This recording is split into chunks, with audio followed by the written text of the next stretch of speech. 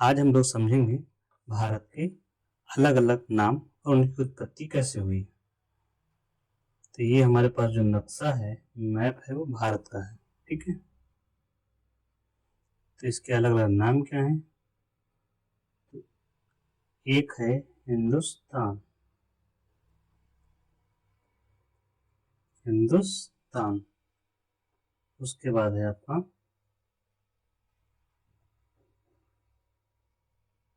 India, एक भारत खुद है। इसके अलावा इसे आर्यवर्त,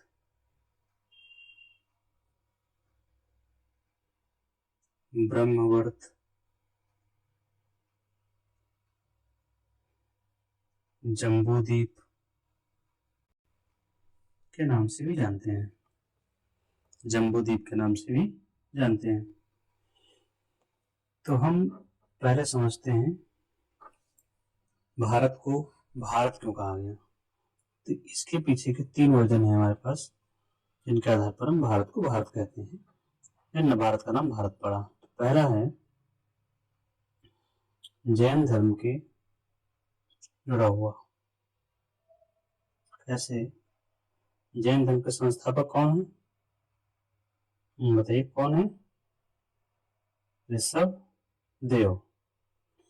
इनके पुत्र थे भरत, जिनके नाम पर भारत का नाम भारत पड़ा। दूसरा है दुष्यंत के पुत्र,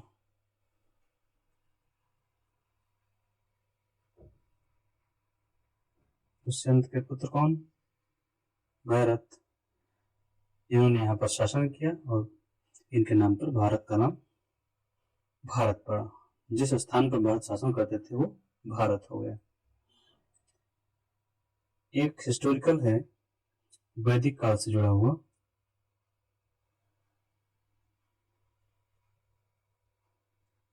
वैदिक काल में कबीला था भरत नाम का।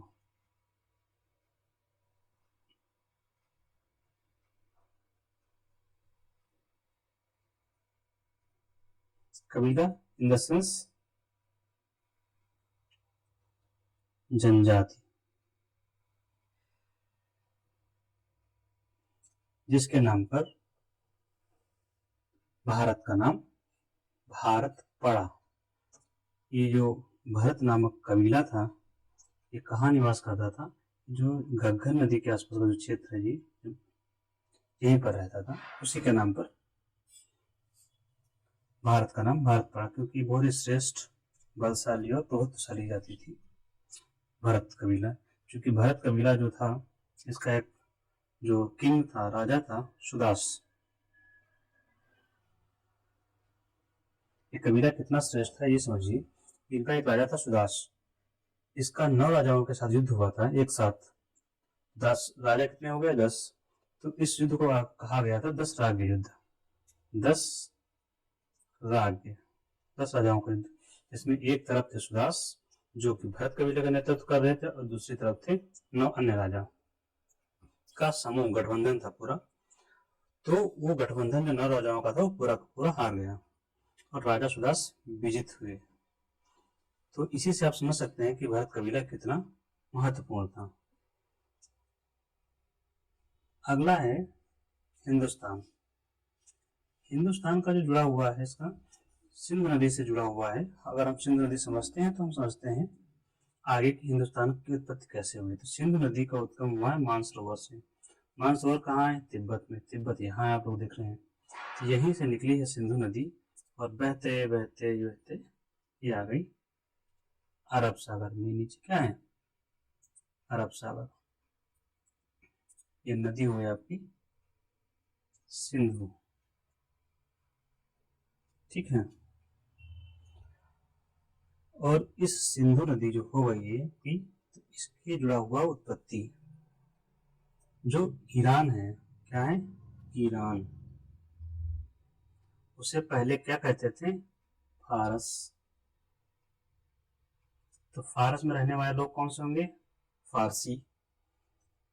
कौन से होंगे? फारसी।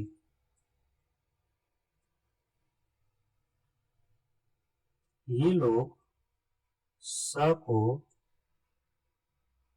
हा कहते थे। क्या कहते थे? स को हा।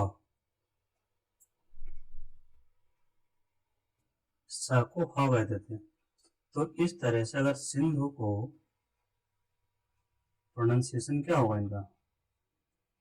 सिंधु का प्रोनाउंसिएशन करेंगे हिंदू। और इसके आसपास जो लोग रहते हैं वो हिंदू हो गए।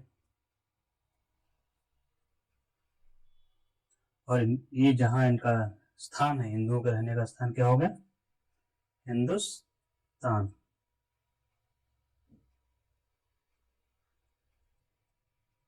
स्थान का मतलब क्या होता है?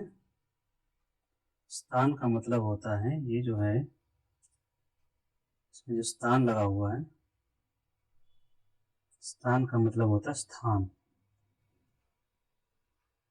जैसे कई देशों के नाम में लगा हुआ स्थान, जैसे पाकिस्तान है तो पाक धन स्थान, पवित्र स्थान। अफगानिस्तान है तो अफगान धन स्थान, अफगानों की भूमि। तजाकिस्तान, ताजिकों की भूमि। ठीक है, वैसे हमारा हिंदुस्तान। जब इन फारसी लोग जो आए, इनके फारसी लोगों के संपर्क में ये जो है यूरोप वाले आए। कौन लोग? यूरोप। हम इंडिया की उत्पत्ति समझ रहे हैं। तो फारसियों के संपर्क में जो यूरोप आया, यूरोप के रोमवासी, रोम इटली, रोमवासी लोग आए तो इन्होंने क्या कहा? सिंध नदी को कहा ये इंडस नदी है। क्या कहा? Indus river.